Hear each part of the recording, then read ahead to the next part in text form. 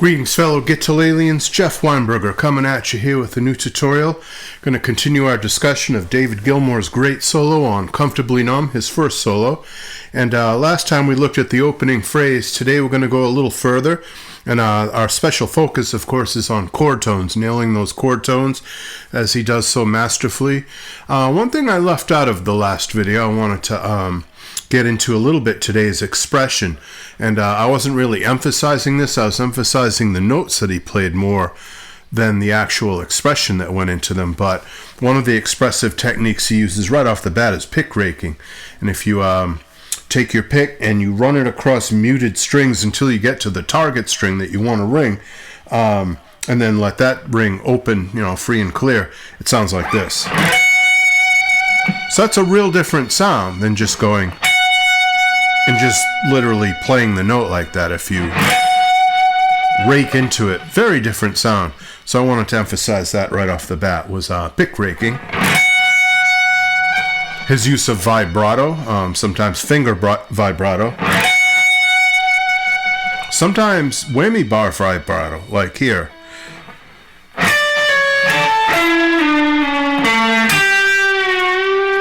That, scooping into the note. He does that masterfully. That's like an incredible part of his sound, the use of the Stratocaster's whammy bar.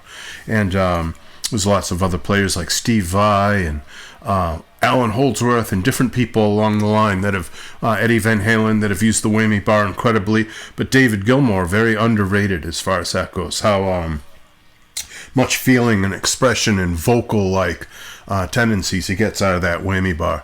So I wanted to just emphasize that stuff before we got started on the actual note. So we already did this phrase.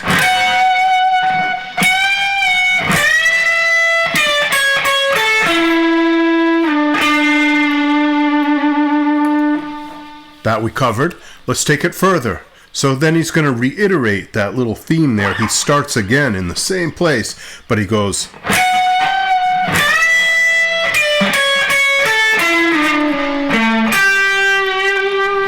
So of course it ends differently. It starts the same, but it ends differently. And that's theme and variations, a really great compositional technique.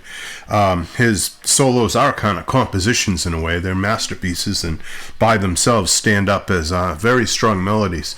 But he uses that theme and variations, or motif and development, however you want to say it, and also matches those chord tones just amazingly.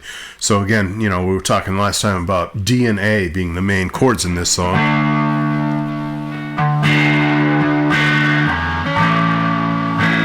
And it does that twice. But then it goes to a C chord, and that's when he goes.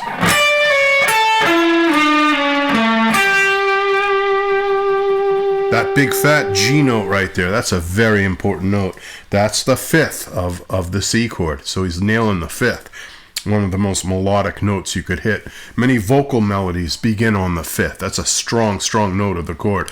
In this case, the chord being C, its fifth being G. Let's use our fingers. Jeff Weinberger's patented use your fingers to figure out music theory method. And it's C, D, E, F, G. G is the fifth. It's the fifth finger. So it's the fifth note of a C scale, C chord. And that's so effective here. You can hear the change in harmony just from his notes. That's how strong his melodic sense is that you don't even need to hear the chords or the bass underneath the solo, just the solo itself, and you can tell what chords are going on.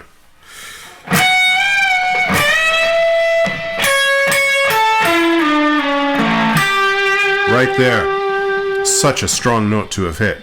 He was just so masterful at that. Great guitar player.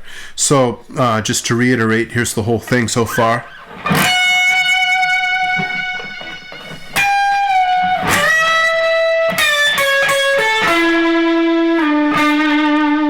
That's what we did last time, and then today we're going.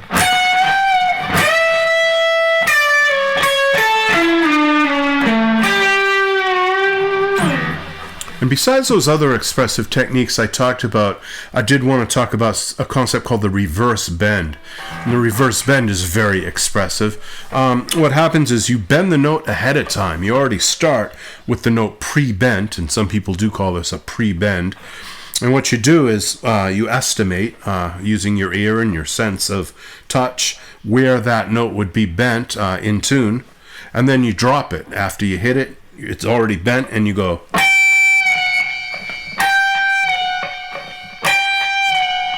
reverse bend. It gives you that kind of crying, real vocal expression kind of sound. Gilmour does that in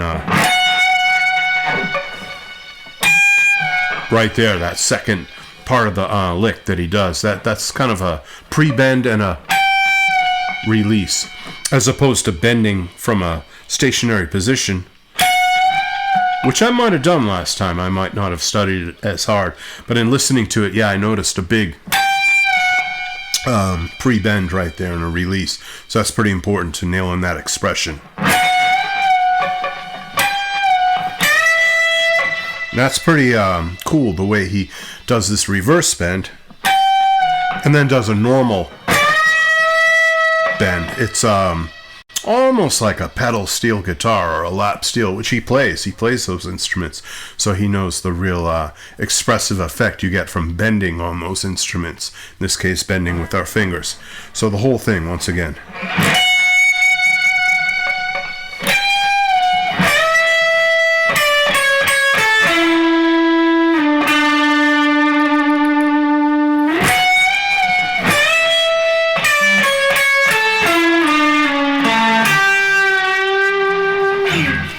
And the next time we'll finish it up. We'll do the whole rest of that solo.